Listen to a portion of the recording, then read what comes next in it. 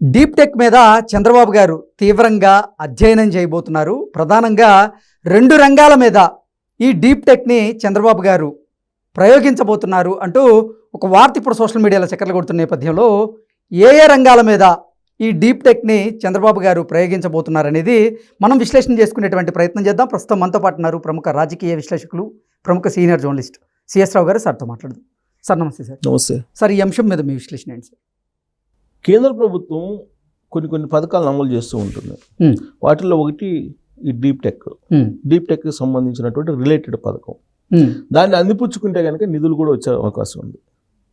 దాదాపుగా చాలా రాష్ట్రాల్లో ఉండేటువంటి ముఖ్యమంత్రులకి ఈ టెక్నాలజీ మీద పెద్ద అవగాహన ఉండదు.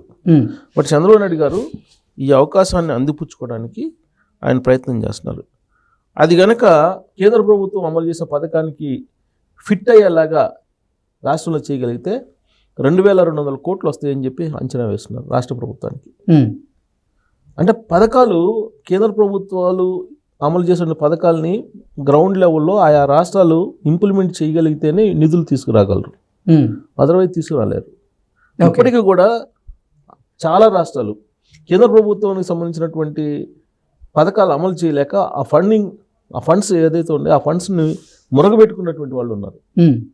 కానీ చంద్రబాబు నాయుడు గారు అలా కాదు, జల్లెడ పడతారు. కేంద్ర ప్రభుత్వం నుంచి ఏమేమి వస్తాయి, ఏమి రాబట్టుకోవచ్చు అనే దాని మీద.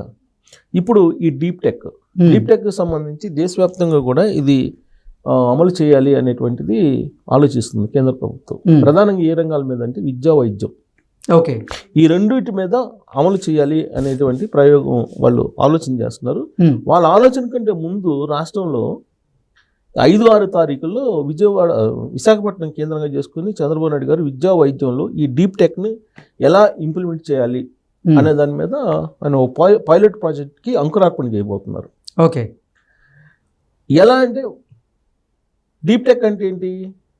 Artificial intelligence, machine learning, data analysis, వీటిలో కూడినటువంటి ఇంప్లిమెంటేషన్స్. వీటి ఆధారంగా చేసుకొని ప్రజల యొక్క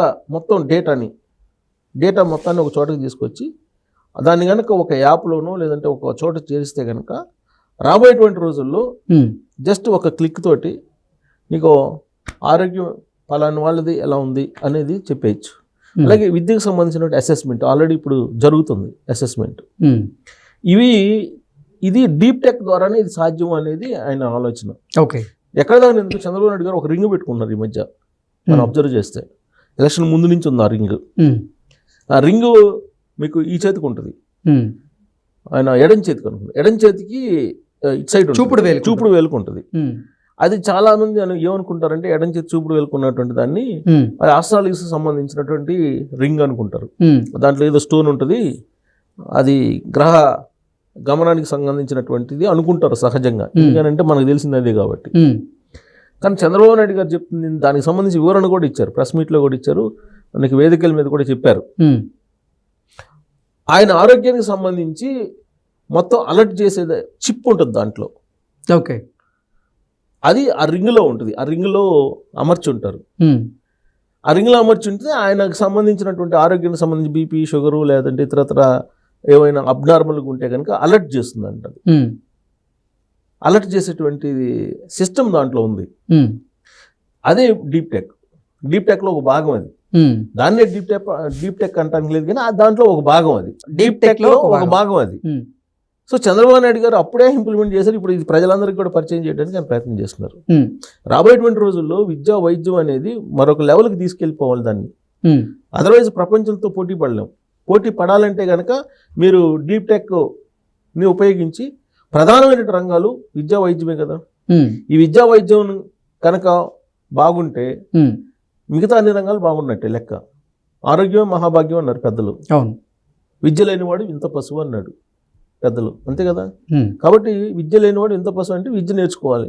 ఏ విద్య నేర్చుకోవాలి? ఇప్పుడు మనం డీప్ టెక్నాలజీ వైపు వెళ్ళిపోవాలి, హై ఎండ్ టెక్నాలజీ వైపు వెళ్ళిపోవాలి. అదే ఎడ్యుకేషన్. హెల్త్ బాగుంటే మీకు మొత్తం ఆరోగ్య ఆంధ్రప్రదేశ్ ఉంటుంది. సో ఆ దిశగా విద్యా, వైద్య రంగాన్ని ఇంకొక లెవెల్కి తీసుకెళ్ళడానికి డీప్ టెక్ను వాడుకొని ఆయన 5-6 తారీఖుల్లో వైజాగ్లో ఒక ప్రాంతంలో దీన్ని ఇంప్లిమెంట్ చేస్తున్నారు. అది ఎక్కడంటే పైలట్ ప్రాజెక్ట్గా నేను చెప్తాను. సో ఇక్కడ డీప్ టెక్ వైజాగ్లో ఒక మండలంలో దీన్ని చేస్తున్నారు. ఆ మండలం పేరేంటి అని అంటే, ఇది యాక్చువల్గా ఇది Asian institute of gastro enterology ఉంది కదా మన దగ్గర, దాని సహకారంతో, దాని భాగస్వామ్యంతో ఈ 5-6 తారీఖులో విశాఖలో కుడేరు మండల డేటా, ఆ మండలాన్ని యూనిట్గా చేసుకుని, ఆ మండలం డేటాని కుడేరు మండలం విశాఖలో ఈ మండలాన్ని యూనిట్గా చేసుకుని డీప్ టెక్ను ఉపయోగించి వైద్య ఆరోగ్య శాఖ ప్రజెంటేషన్ ఇవ్వబోతుంది అక్కడ. దీంట్లో విద్య, ఆరోగ్య శాఖ, ఐటీ, ఈ 3 రంగాలు, విద్య, వైద్యం, ఐటీ రంగాలు 3 పాల్గొనబోతుంది. ఓకే. సో అక్కడ ఆ మండలాన్ని యూనిట్గా తీసుకొని దీన్ని పైలట్ ప్రాజెక్ట్ కింద పరిశీలించబోతున్నారు 5-6 తారీఖుల్లో. ఇది అన్ని శాఖలతో కూడా భాగస్వామ్యం కావాలి రాబోయే రోజుల్లో అనేది ఒక ఆలోచన. ఇది యాక్చువల్గా దేని కింద వస్తుందంటే జాతీయ ఆరోగ్య మిషన్ కింద వస్తుంది. జాతీయ ఆరోగ్య మిషన్ కింద ఫండ్స్ కోకోలలో ఉన్నాయి. ఏ రాష్ట్రానికి సంబంధించినటువంటి వాళ్ళు ఇంప్లిమెంట్ చేస్తారంటే ఆ రాష్ట్రానికి ఇస్తారు. ఏదంటారు కదా, గేది ఎంత తీస్తే పితికితే అంత పాలు వస్తాయి అని. ఆ విధంగా జాతీయ ఆరోగ్య మిషన్ నుంచి నువ్వు కనుక ఇంప్లిమెంట్ చేయగలిగితే పక్కాగా పథకాలని కేంద్రం నుంచి ముబ్బడిగా నిధులు వస్తాయి. అందుకే చంద్రబాబు నాయుడు గారు దీనికి డీప్ టెక్ని బహుశా నేను అనుకుంటే ఇంప్లిమెంట్ చేస్తున్నారు. ఏటా 2200 కోట్ల వరకు వస్తాయని చెప్పేసి అంచనా వేస్తున్నారు. ఇది కనుక ఇంప్లిమెంట్ అయితే. సో కేంద్ర ప్రభుత్వ పథకాలకు అమలు తగ్గట్టుగా ఈ పోర్టల్స్ని కానీ యాప్స్ని కానీ తయారు చేయాలనేది. అలాగే మెటర్నల్ హెల్త్, RCH అంటే రీప్రొడక్టివ్ చైల్డ్ హెల్త్, తర్వాత మలేరియా, డెంగీ, టైఫాయిడ్, క్షయ, కుష్టు, జీవన శైలి, దీర్ఘకాలిక వ్యాధులు, జనన మరణాలు, ఇవన్నీ వివరాలన్నీ విడివిడిగా దీంట్లో యాప్లో నమోదు చేస్తారు. ఆల్రెడీ క్షేత్రస్థాయిలో ఏఎన్ఎంలు ఉన్నారు. ఈ ఏఎన్ఎంలు ఏంటంటే కమ్యూనిటీ హెల్త్ ఆఫీసర్లు, ఏఎన్ఎంలు వీళ్ళందరూ కలిసి సేకరించేటువంటి సమాచారాన్ని దీంట్లో పొందుపరుస్తారు. ఇది సంబంధిత శాఖలకు పంపిస్తారు. ఇప్పుడు ఎన్ని చెప్పాను నేను, ఇవన్నీ చాలా ఉన్నాయి. జీవన శైలికి సంబంధించి కానీ అన్ని ఆ శాఖలకి ఈ సమాచారాన్ని పంపిస్తారు. ఎన్ని మనకి యాక్చువల్ శాఖలు తీసుకుంటే వైద్య ఆరోగ్య శాఖ, మహిళా స్త్రీ శిశు సంక్షేమ శాఖ, పంచాయతీరాజు, మున్సిపాలిటీకి, గ్రామీణ నీటిపారుదల, వీటన్నిటికీ లింక్ అయి ఉంటాయి ఇవన్నీ కూడా. సో అందుకే అన్ని శాఖలకి సమన్వయం చేసుకునేలాగా ఈ యాప్ సంబంధించిన వివరాలు ఉంటాయి. ఆ వివరాలని ఏ శాఖకి అవసరమో ఆ శాఖకు పంపిస్తారు. ఆ శాఖ ఆ సమస్యను పరిష్కరించాలి. ఇదంతా గ్రామ వార్డు సచివాలయాలకు సంబంధించినటువంటి వాళ్ళతోటి ముడిపడి ఉన్నాయి. వాళ్ళని కోఆర్డినేట్ చేసుకొని ఇదంతా కూడా ఈ డేటాను తయారు చేయడానికి చంద్రబాబు నాయుడు గారు సిద్ధం అవుతూ ఉన్నారు. సో ఇక్కడ రాబోయేటువంటి రోజుల్లో అసలు మామూలుగా మానవులతో ప్రమేయం లేకుండా, ఉద్యోగులతో ప్రమేయం లేకుండా కంప్యూటర్ ప్రోగ్రామ్ ద్వారా ఇవన్నీ పరిష్కారం చేయాలి అనేది. అందుకే ఆయన మిషన్ లెర్నింగు వీటన్నిటిని కూడా మనం వాడాలి. కృత్రిమ మేధ అంటే ఏఐ, ఆర్టిఫిషియల్ ఇంటెలిజెన్స్, తర్వాత యాప్, ఇవన్నీ కూడా ఉపయోగించుకొని మెయిన్ ఈసీజీ మొదలు ultrasound, echo cardiography, CT scan, MRI, ఈ పరికరాలన్నిటిని కూడా ఏఐ ద్వారా వాడటం ద్వారా ఆరోగ్య ఆంధ్రప్రదేశ్ను ఏర్పాటు చేయాలనేది ఆయన ఉద్దేశం. ఓకే.